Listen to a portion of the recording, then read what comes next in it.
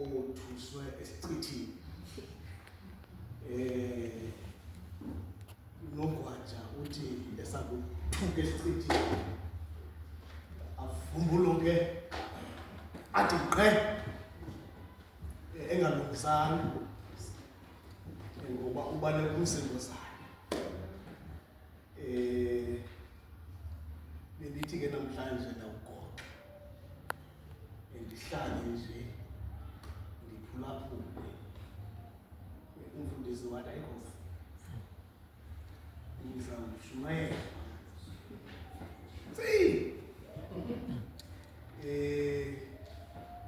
bafuna bakhe ndithandaze kakhulu ukwenzele ukuba umoya wengcwele kaThixo uhle bekho phakathi kwethu.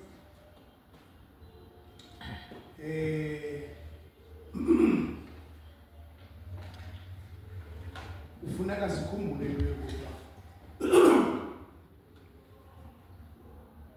sikwixesha lenzima. Le yinkonzo yesibini yeLent. Ixesha lenzima, ixesha lokuzifaka ukhala, ixesha lokuzifaka isicheme, ixesha lokuzibeka bucala, kuba ngeli xesha inkosi yethu ijijisana nomtyholi entlalo. Ziintsuku zi-40 nobusuku bazo. Kodwa into emnandi into yokokuba uThixo akakubeki kwimeko engakulungisanga, engakulungiselelanga. uYesu Kristu akasukanga wagxanya wasibona esemntla. uYesu Kristu ufukulwe wafunqulwa moya oyingcwele, wahamba naye, wayaba naye entlalo. Lo moya oyingcwele obonwe uYohane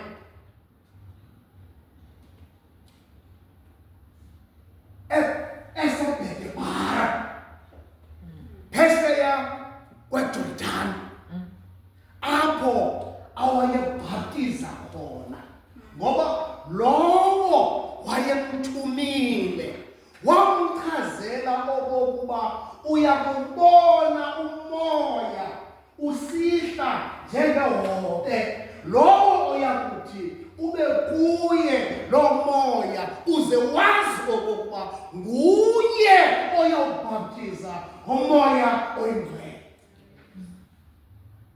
Kulo moya oyingcwele othe wakuba ufukamile phezu kwakhe njengehobe, lavuleka izulu, wathetha uThixo wathi, lo ngunyana wam oyintanda endikholisekileyo kuye.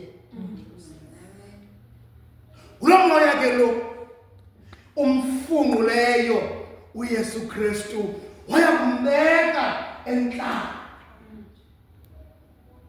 Ezi zifundo zanamhlanje zozithathu, xhele mandithi zozine. Uyasiqaphela isifundo sokuqala, uElisha eseDothani. ukhangele indumiso yamashumi mathandathu anesine, ukhangele le ncwadi kaYohane umpostile, ukhangele nevangeli kaMateyu, zonke into ezisimelela ngayo umoya oyingcwele. Uba ke namhlanje bekungathiwa kuni nonke apho, xa nigoduka nizawuhamba nihlafuna uthongo oluthini namhlanje? Niza kuthi umyalezo esiwunikiweyo namhlanje uthi, Nkosi, sivule amehlo neendlebe zenyama, sibone ubuhle, sive ubumfane bezipho zemfihlelo zikamoya wakho oyingcwele.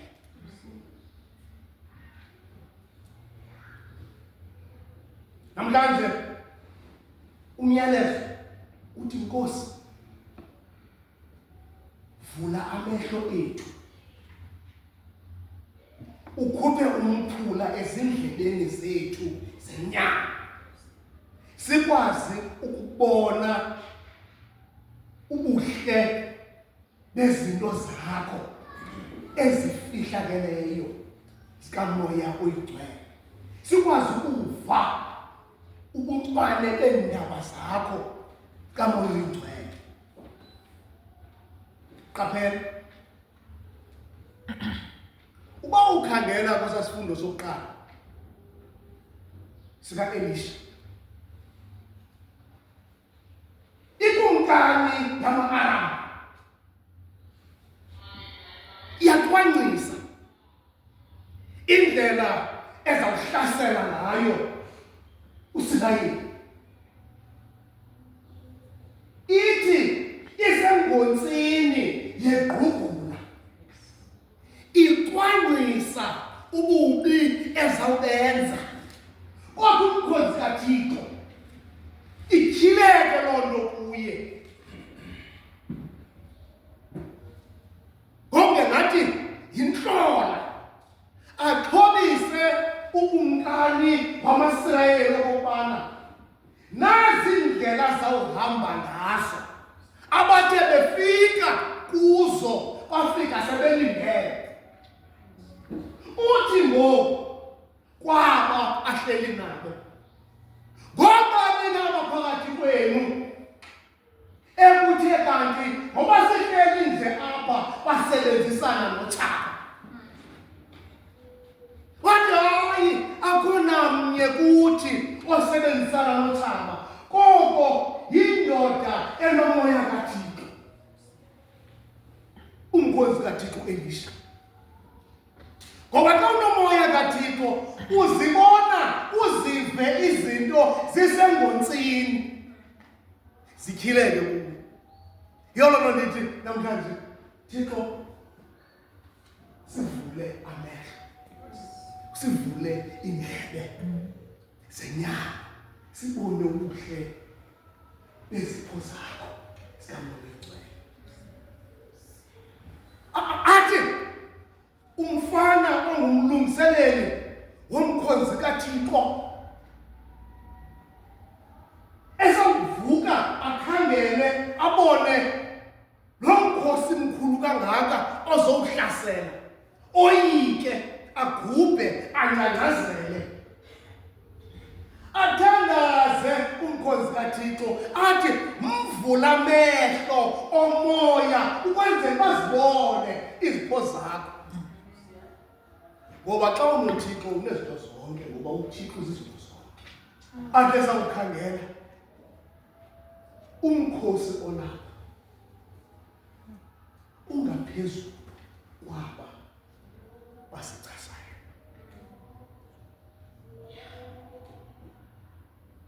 abahamba nathi bangaphezulu kwabasikasayo. Yolo uElisha wenza isicelo esifuna ukubonakalisa umqondiso. Wathi Thixo kabavala amehlo basimpama ababisayazi ngobana uElisha lo wabaqhubela apho bebengakhange bacwangcisele ukuya khona ngoba ubasa kwindawo abazawuba lixhoba. What? Ngoku bavula amehlo. Xa bewavula amehlo baqala babhubha banexhala lokokuba le nto bebezawuyenza kungenta ukuthi kanti iza kwenziwa kubo. Kunjalo umenzi wobubi ngoba into ayenzayo embi uthi xa sele kwisimo esimenze okokubana abe buthathaka abe nekhala ngokokuba le nto bezawuyenza uyakuqonda ubuhlungu bayo xa kunokwenziwa kuye. Umenzi wobubi akabufuni ububi kuye.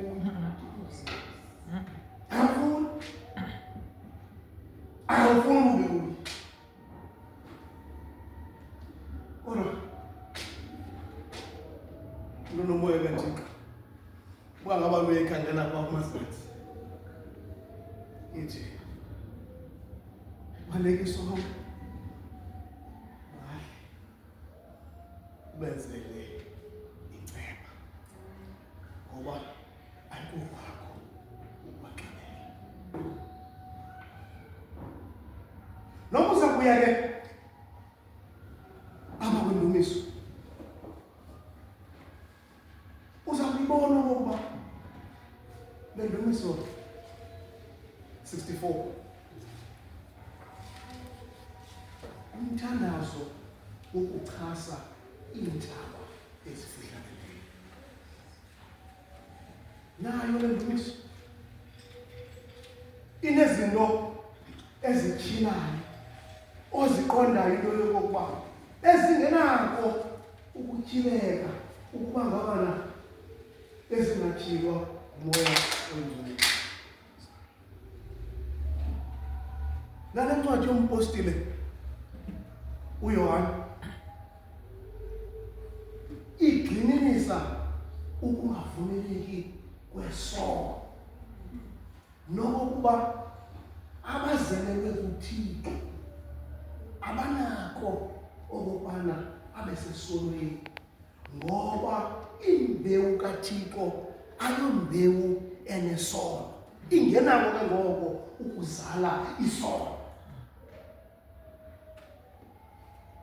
Unanjoku inendawo egxininisayo apha ebantwaneni uba bantwana kufuneka ningayamkeli inkohliso. Anizuba nawo amandla okungayamkeli inkohliso xa ningaxhathisanga niqamele ngomoya oyingcwele kaThixo. Kufuneka nizibiyele ngobabalo olukumoya oyingcwele ngoba uSathana ehleli nje ukhangela ithuba. Naxa egqiba kulinga inkosi yethu uYesu Kristu, uSathana uthi awuzibona woyisakele wakhe wahamba okomzuzu, akamkanga kuba emkile, umke okomzuzu. Unjanje oku indlela aza ngayo uzawuza ngale ndlela isondeleyo kwinto eqhelekileyo kodwa ingeyiyo. Yona nto ke isithi uThixo namhlanje uko konke emasiphume nalo ngale nkonzo ukuqelela ukuba sivuleke amehlo nendlebe zenyama sizokwazi ukubona imfihlelo zezo. Ngoba anizukwazi bantwana bam ukuyibona imikhohliso yongendawo ningenawo amehlo kaMoya Oyingcwele, ningenazo indlebe zikaMoya Oyingcwele. Kufuneka ibe namehlo nendlebe zikaMoya Oyingcwele nizokwazi ukuvuleka nimbone uSathana noba uza ngoliphina uhlobo. Khangelana ngexesha alinga inkosi yethu uyilinga esekelezele esibhalweni uthi ngoba ubhalile wathiwa iingelosi ziyakwehla zikufunqule unyawo wakho ungabetheki. Akangiyama kwenyini uthetha ngelizwi ngoba ilizwi uyalazi. Yabona ndiba nexhala mfundisi. Unyanzo yinto engiqondayo into yobana kufuneka Matopiya sinzile ngoba kuphela kwale tyalike ekwazi uthetha nompilini wesizwe. Amatopiya kufuneka ngathethi kuwo ngoba inayibizelweyo abizelwe ukuhambisa ivangeli kaKristu kwizizwe ngezizwe. Uyabona ukuthi uSathane xa elinga inkosi yethu enyusile yaphezulu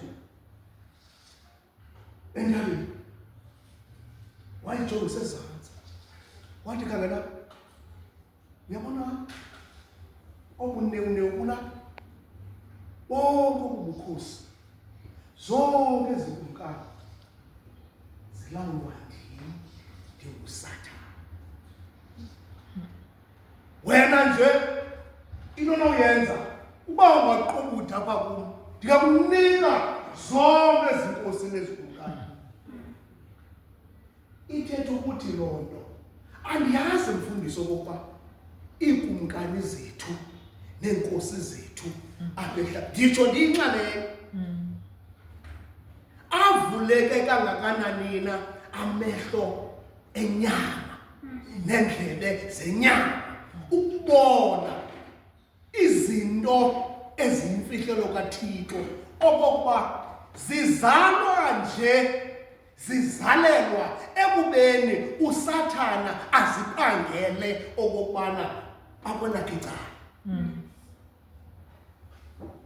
Yabona umsebenzi mkhulu ekufuneka wenziwe ngoba xa kuthinjwe iinkosi neekumkani ithetha ukuthi loo nto isizwe sithinjiwe. Xa kusiliwa bebulalana besenzana zonke izinto beziinkosi neekumkani zeli lizwe, uyayibona into yokokubana ayingomsebenzi lo onomoya kaThixo, ngumsebenzi ophenjelelwa ngumtyholi. Yiyo le nto athi naxa elinga inkosi yethu athi hamba ngabantu ngoba basebenzela mna, bayabulalana balwa bodwa benzana zonke ezi zinto ngoba basebenzela mna kuba bangabantu. Kanganto yokokuba uba ngabana uyabafuna ndingakunika ngesisa into onoma uyenze qubuda nje apha kum. Naxa ephendula uYesu Kristu uphendula ngesibhalo amkhumbuzo okubana ubhalile wathiwa ungayilingi inkosi yakho. Unjalo akathethi nje uyecola ejilolo uzayifumana yonke loo ndlela. Ungayilingi inkosi yakho. Kufuneka uqude kuyo, ukhonze yona yonke. Ungabi inkosi eninzi, ukhonzele inkosi. Uyabona ke apha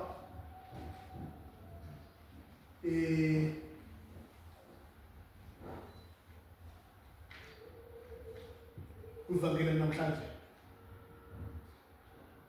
uYesu Kristu sinikwa umfanekiso uYesu Kristu ngamandla kaMoya Oyingcwele ethetha ngelizwi zibaleke idimoni.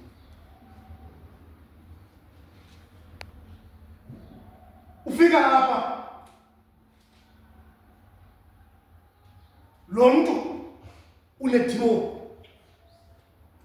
ayikho mntu nje yimfama. Okwesibini sisimumu esingakwazi ukuthetha.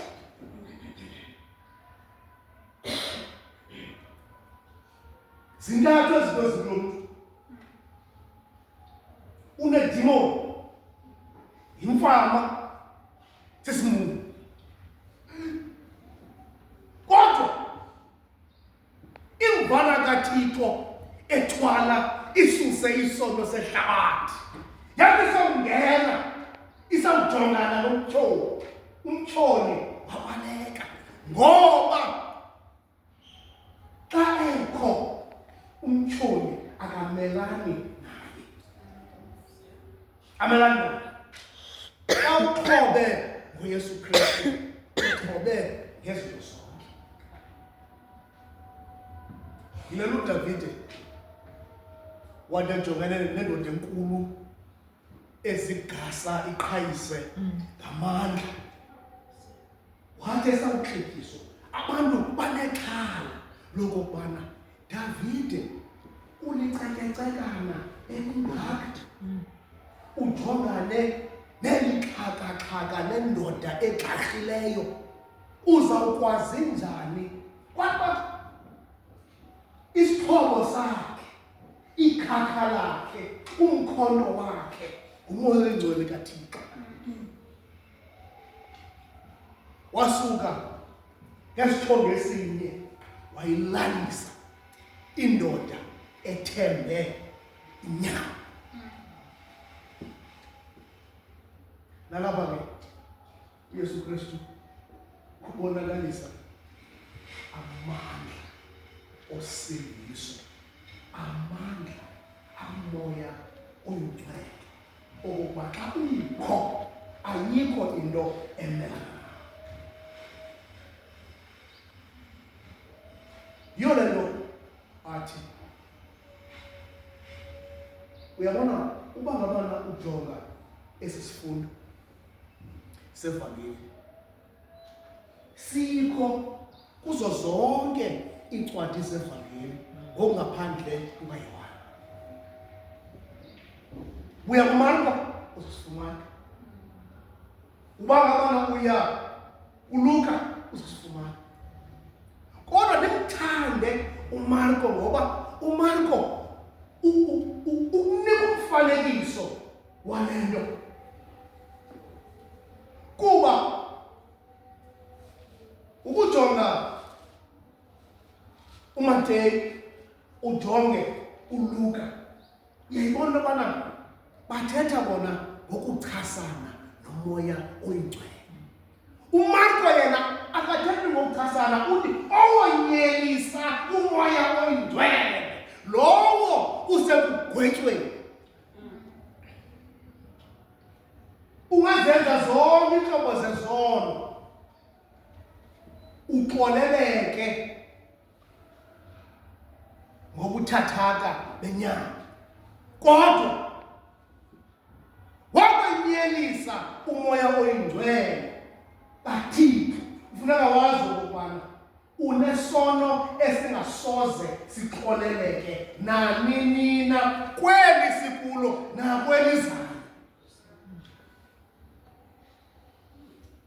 Apha unikwa ithuba lokuzikhethela okokuba uhamba nomoya oyingcwele kaKristu na okanye uhamba nomoya okhohlakeleyo kamtsholi.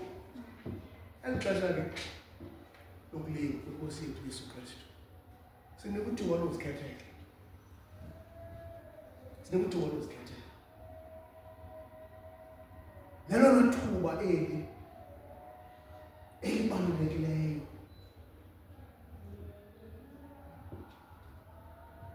kwinkolo nomqobo wethu njengamaKristu. Kuba kulapho silwisana khona nenjengele yemikhosi yobumnyama. Bade bathi salikhupha idimoni, bathi hayi akayikhuphi ngamandla kaMoya Oyingcwele.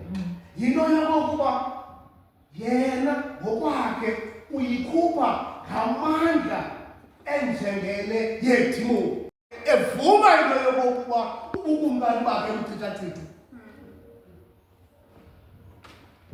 Nakumakhaya ethu liyakwazi na ukuma ikhaya xa abantwana bekhaya bezincane.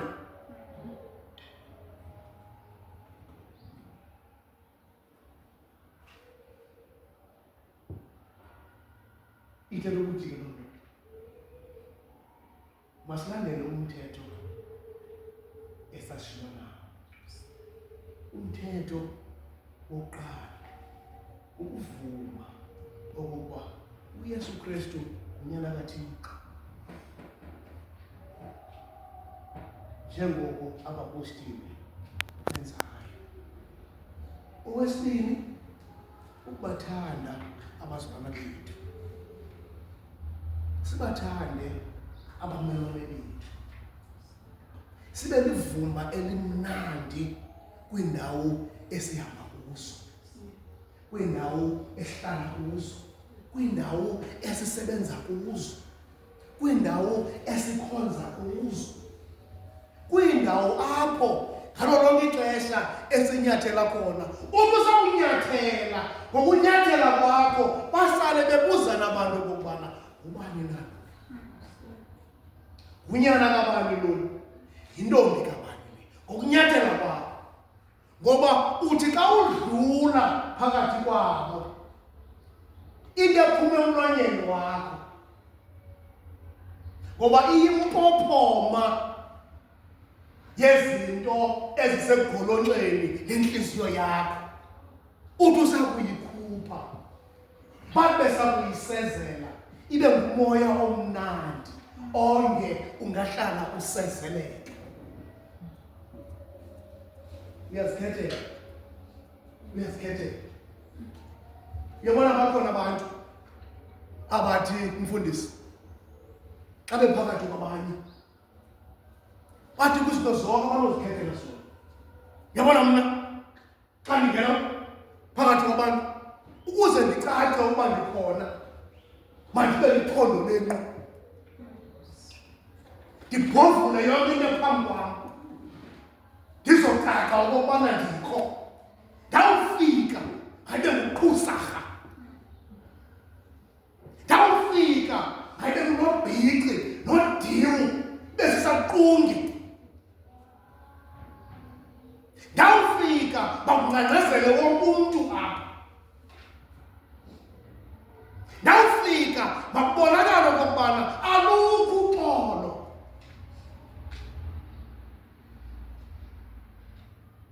Yabona xa usenza loo nto uqeshwe ngumtyholi, uyi-arhente kamtyholi, awonwabanga ngaphakathi ngoba usisixhobo sokusebenzela umtyholi. Umoya kaThixo uthi esawufika weluxolo noluthando, bonke abantu bangasoloko ekho phakathi kwabo. Sinokuthuka ke kodwa okokuba kwiindawo ezihamba kuzo le vangeli sishiye nayo njengelifa, masithi apho zihamba khona bathi esithetha kuwo, esishumayela kuwo, esihleli nabo basale bebuzana benqwena ukuba singasoloko sinaye kangakanani ngoba ulivumba elisezela.